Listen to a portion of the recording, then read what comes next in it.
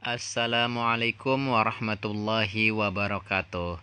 Apa kabar anak-anakku yang soleh dan soleha? Mudah-mudahan semuanya dalam keadaan sehat walafiat. Hari ini kita akan belajar kembali belajar matematika. Mudah-mudahan semuanya sudah pada siap dan semangat. Nah, pada pagi hari ini kita akan belajar bagaimana caranya membulatkan bilangan pecahan dan persen. Sudah siap? Baik, kita langsung mulai saja ke soalnya. Di sini sudah ada soal 8/10. Nah, bagaimana caranya? Yaitu dengan cara menggunakan garis bilangan. Nah, pada dasarnya kita akan urutkan bilangan dari angka 0 sampai 10. Tetapi dengan cara per penyebutnya per 10. Karena di sini soalnya adalah penyebutnya adalah per 10. Maka kita urutkan 1/10, 2/10, 3/10, 4/10, 5/10, 6/10, 7/10, 8/10, 9/10, dan 10/10. Nah, 10/10 itu sama aja dengan 10 dibagi 10. Maka 10/10 sama dengan 1. Nah, setelah itu kita lihat 8/10. Kita dalam kurungin 8/10-nya. Kita bulatkan. Setelah itu kita lihat 8/10 ini lebih dekat ke angka 1 atau lebih dekat ke angka 0.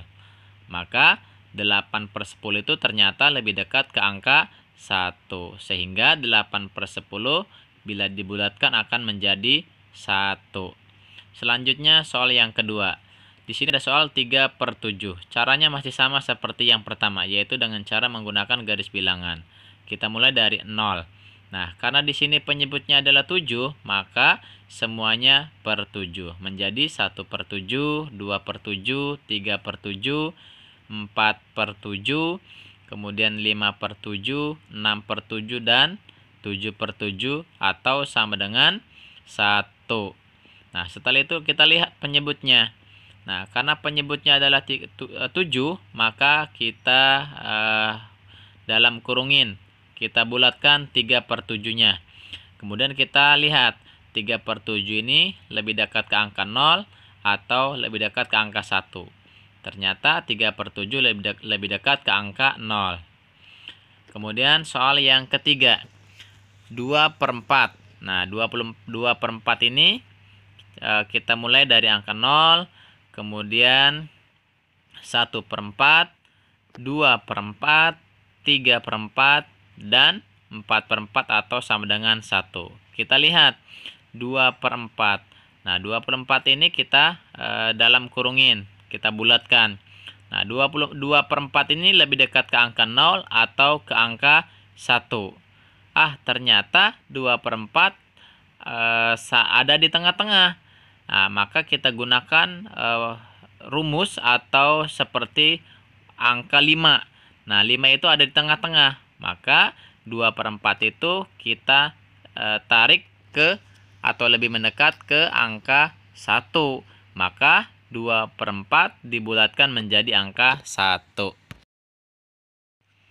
Baik, sekarang kita akan belajar bagaimana caranya merubah bilangan persen. Namun sebelum itu kita perhatikan rumus sebagai berikut.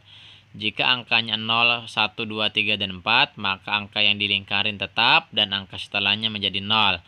Rumus yang kedua, jika angkanya 5, 6, 7, 8, dan 9, maka yang dilingkarin bertambah 1 dan angka di belakangnya menjadi 0. Sekarang kita langsung ke soalnya. Nah, di sini sudah ada soal 29%. Maka angka 2-nya kita bulatkan dan angka 9-nya kita kasih garis bawah. Nah, karena di sini kan kepuluhan terdekat. Nah, angka 9 merupakan masuk ke dalam rumus yang kedua, sehingga angka 2-nya kita tambah 1, kemudian angka setelahnya menjadi 0, sehingga 29% menjadi 30. Soal yang kedua, 41%. Nah, angka 4-nya kita bulatkan, angka 1-nya kita garis bawahi. Nah, angka 1 masuk ke dalam rumus yang pertama, sehingga angka depannya tetap, angka di belakangnya menjadi 0, sehingga 41% sama dengan 40. Soal yang ketiga, 73%. Angka 7-nya kita bulatkan dan angka 3-nya kita kasih garis bawah. Nah, angka 3 masuk ke dalam rumus yang pertama, sehingga 7-nya tetap dan 3-nya menjadi 0. Sehingga 73% menjadi 70. Soal yang keempat, 214%. Mana yang kita garis bawahi? Yaitu angka 1-nya karena kepuluhan terdekat. Dan angka 4-nya kita garis bawahi. Nah, angka 4 masuk ke dalam rumus yang pertama, sehingga angka depannya tetap dan angka setelahnya menjadi 0, sehingga 214% menjadi 210. Soal yang kelima, 429%. Nah, sama seperti yang nomor 4. Angka 2-nya kita garis bawahi dan angka 9-nya kita angka 2-nya kita bulatkan, angka 9-nya kita garis bawahi. Angka 9 masuk ke dalam rumus yang kedua, sehingga angka yang dilingkarin bertambah 1. Nah, sehingga 429 menjadi 430. Soal yang terakhir, 183%. Nah, angka 8-nya kita bulatkan, angka 3-nya kita garis bawah. Nah, angka 3 masuk ke dalam rumus yang pertama, sehingga angka depannya tetap. Nah, angka 3-nya atau angka di belakang menjadi 0, sehingga 183% menjadi 180. Alhamdulillah, materi kali ini sudah selesai. Mudah-mudahan anak-anak semuanya bisa dipahami. Jika ada yang perlu ditanyakan, boleh ditanyakan sama Pak Guru. Nah, sekian, terima kasih. Alhamdulillah, materi pada pagi hari ini sudah selesai. Mudah-mudahan bisa dipahami.